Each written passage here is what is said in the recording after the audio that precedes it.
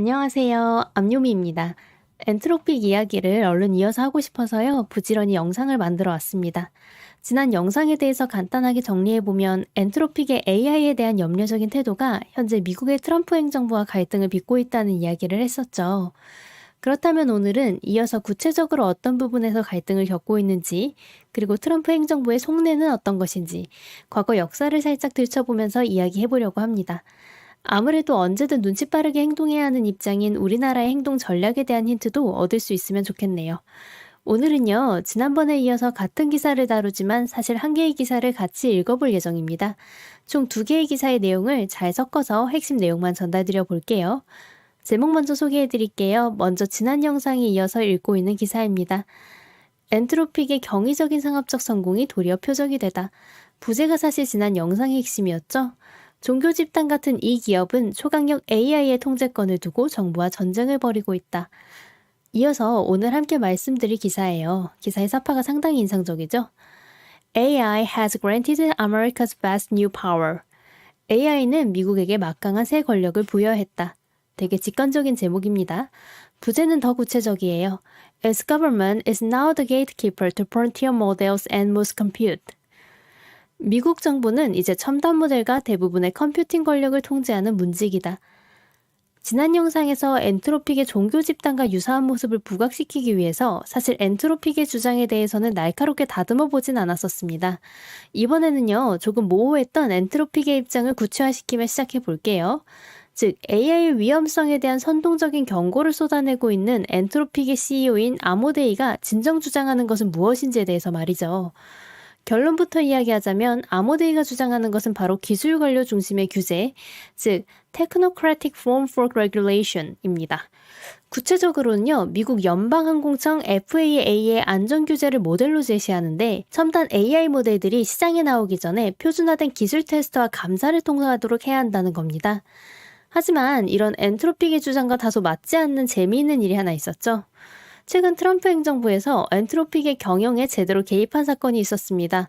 바로 국가안보를 이유로 엔트로픽의 최신 모델인 페이블5와 미토스5에 대해서 모든 외국인들의 접근을 차단하라고 명령했거든요. 미토스 같은 경우에는 해킹 능력이 우수한 모델이라고 하고 페이블 같은 경우에는 미토스와 유사하지만 오남용을 막기 위한 안전장치가 추가된 모델로 이해할 수 있는데요.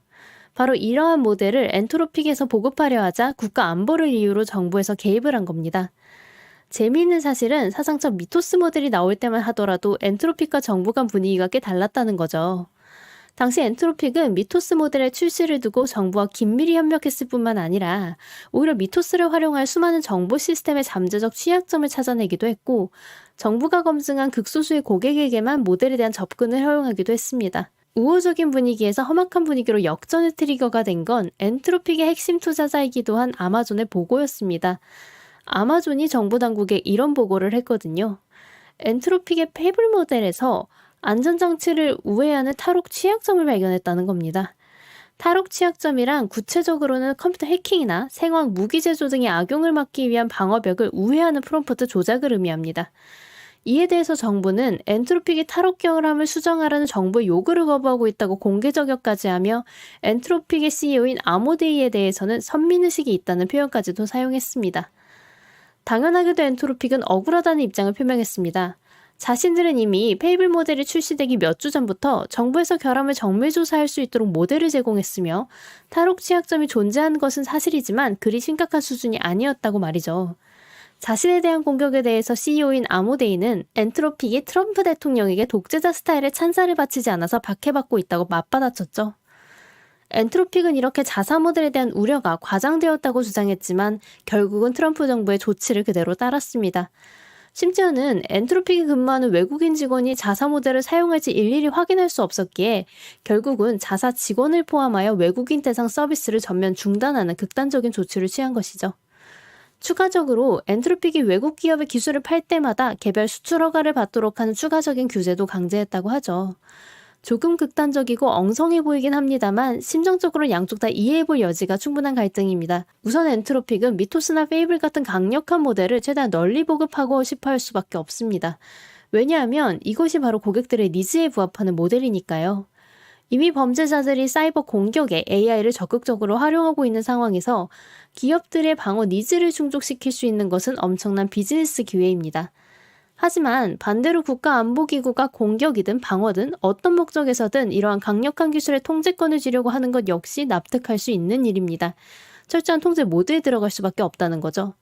암호대위조차도 AI 모델이 고도화될수록 결국 AI가 군사력과 경제력의 핵심 원천이 될 것이라는 점을 인정하기도 했으니까요. 이렇게 양쪽 다 이해해 볼 만한 갈등이기는 하나 문제는 이러한 규제에 법적 근거가 불분명하다는 겁니다. 정부 안보를 이유로 외국인들에 대한 모델 작동 금지를 선언했지만 실제 정부가 원한 것은 모든 사람에 대한 모델 작동 금지이며 외국인을 내세운 것은 그저 표면적인 수단에 불과하다는 분석도 있었는데요.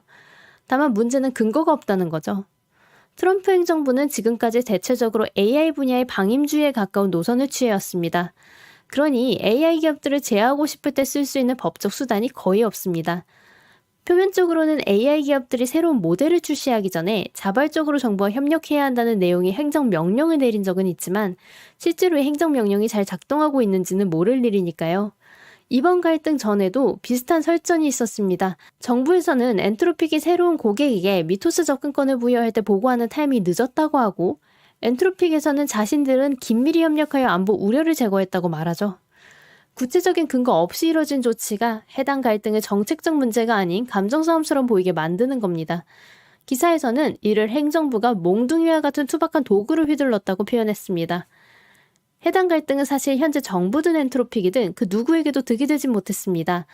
트럼프 정부는 명확한 근거가 아닌 권위를 내세운 개입으로 전 세계 수많은 엔트로픽 사용자들의 분노를 샀을 뿐만 아니라 애초에 제대로 된 AI 관련 법안과 제도 없이 해당 분야를 방치하고 있다는 걸 증명한 꼴이 되어버렸습니다.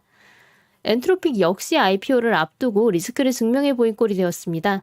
핵심 상업용 모델의 서비스가 중단되었다는 건 회사 매출과 순이익에 치명적인 타격을 줄 수밖에 없는 문제죠. 게다가 트럼프 정부와의 관계에 따라서 언제든 유사한 서비스 중단이 발생할 수 있다는 리스크를 보여준 셈이니까요. 엔트로픽의 일반 소비자 이용의 80%가 해외에서 발생하고 있거든요. 기사는 엔트로픽과 트럼프 행정부의 갈등을 이렇게 요약합니다. AI 기업들이 세상을 이롭게 하든 그렇지 않든 간에 이를 규제할 법망이 턱없이 비비한 공백 상태 속에서 AI 기업들은 무시무시한 괴물들을 키워내고 있다.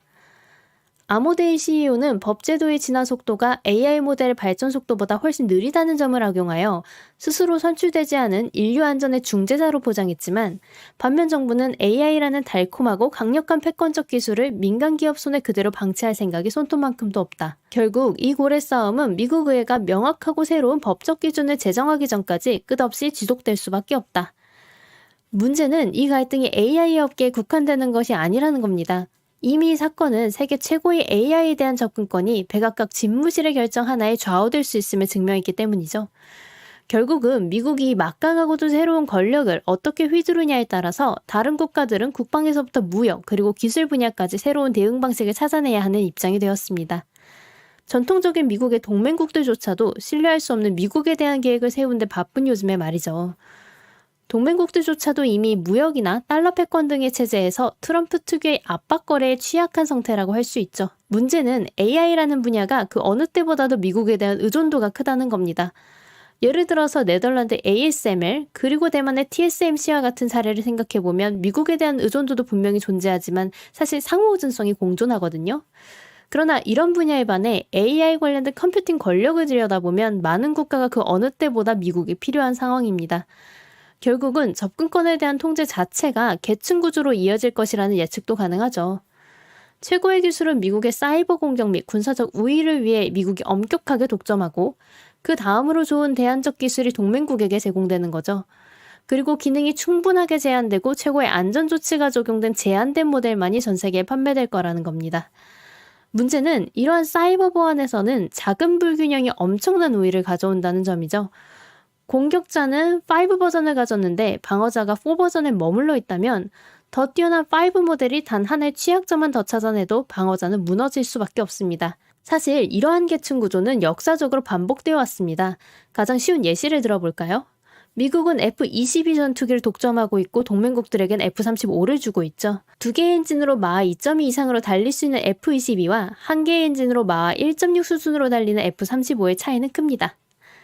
예전에도 비슷한 일은 많았습니다. 1970년대 처음 현대 암호화기 등장했을 때도 미국은 관련해서 수출을 차단했었죠. 핵 기술 또한 마찬가지였습니다. 역사적으로 찾아볼 수 있는 공통점은 이러한 기술 접근에 대한 통제가 해제됐을 시점이 상대가 독자적으로 개발할 수 있는 능력을 가진 이유라는 점입니다. 결국 달리 말하면 이러한 첨단 기술에 대한 접근을 통제할 수 있는지에 대한 여부는 그 기술의 본질과 경쟁국이 이를 독자적으로 개발할 수 있는 능력에 달려 있다고도 볼 수 있습니다. 결국 많은 국가들은 미국의 AI 모델과 컴퓨팅에 의존하게 되면 사실상 미국의 제후국이 되어버리는 결과로 확정짓는 셈입니다. 그 어느 때보다 미국에 필요하다는 현실과는 별개로 결국은 자신들의 협상력을 강화할 방법을 찾아야만 한다는 말입니다. 기사는 꽤나 냉정한 메시지를 전하기도 합니다. 유럽 전역에 걸쳐 더 많은 에너지 공급, 행정 절차 간소화, AI 개발사에 대한 규제 완화가 시급하다. 동아시아의 대만, 일본, 한국은 노력을 중복 투자하기보다는 서로 협력하고 통합해야 한다. 모든 국가가 정부가 투자를 주도하겠다는 헛된 간섭을 경계해야 하며 목표는 보호무역주의가 아니라 미국만이 AI 생태계가 번창할 수 있는 유일한 경제국이 되지 않도록 보장하는 것이어야만 한다. 무역 및 국방에서와 마찬가지로 미국의 거래주의적 변화에 대처하는 방법은 동맹의 가치를 징징대며 하소연하는 것이 아니라 스스로의 힘을 기르는 것이다.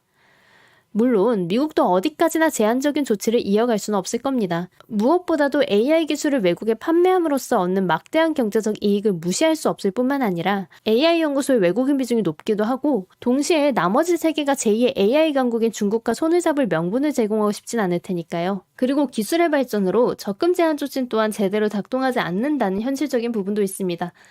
해커들은 블랙마켓에서 미국인의 신분을 도용하여 AI 모델에 대한 접근권을 얻는 데 익숙하고 이미 탈옥하는 툴도 거래되고 있다고 말이죠.